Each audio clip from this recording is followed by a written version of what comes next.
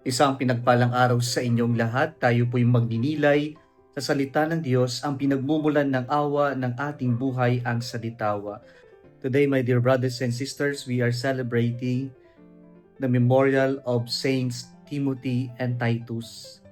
These are two companions, great friends of Saint Paul. Isang magandang paalala sa pagdiriwang natin ng kapistahan nila San Timoteo at San Tito, yung kahalagahan na kailangan natin ng ibang tao. Paalala sa atin ng kapistahan na ito na may mga bagay-bagay na hindi natin pwedeng gawing mag-isa at maraming bagay na hindi natin kayang gawin na mag-isa. Ito yung patunay na ipinapakita sa atin ngayon ng pagdiriwang natin sa araw na ito. Sa Ebanghelyo natin, narinig natin ang pagsugo ng Panginoon ng kanyang mga alagad. Isa itong paalala na maski ang ating Panginoong Jesucristo ay nangailangan ng mga makakasama niya sa pagpapahayag ng mabuting balita, sa pagpapahayag ng regalo ng kaligtasan sa ating mga minamahal ng Diyos, sa ating mga anak ng Diyos.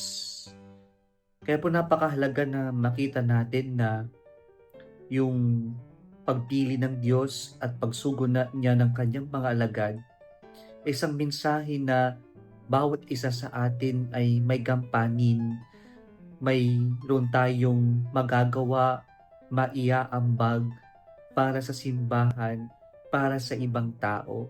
Wala sa atin dito ang useless. Lahat tayo ay nilikha ng Diyos, tinatawag ng Diyos at inaanyayahan ng Diyos na makiisa sa pagmimisyon, sa pagbabahagi at sa pag-ambag kung anuman ang natanggap natin mula sa Kanya.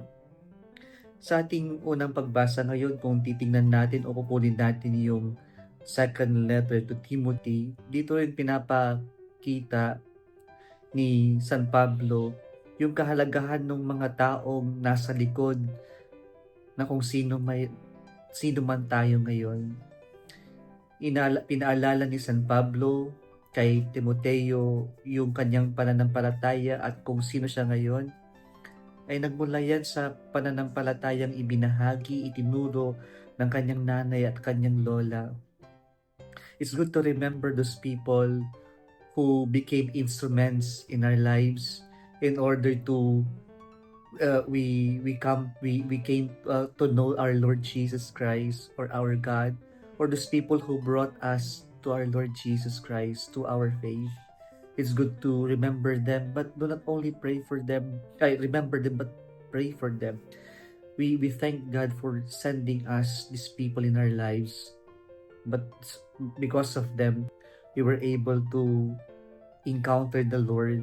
We were able to meet the Lord. We were able to have a relationship with God through these people who were used by God for us to encounter the Lord.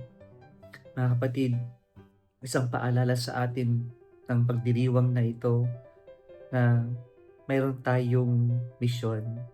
Meron tayong maiambag sa napakalawak na misyon na iniwan ni Jesus sa simbahan niya. At higit sa lahat, paalala ng Diyos na kailangan natin ang bawat isa na tayo'y magkaisa, magbuklod sa pagmimisyon. Tayong lahat ay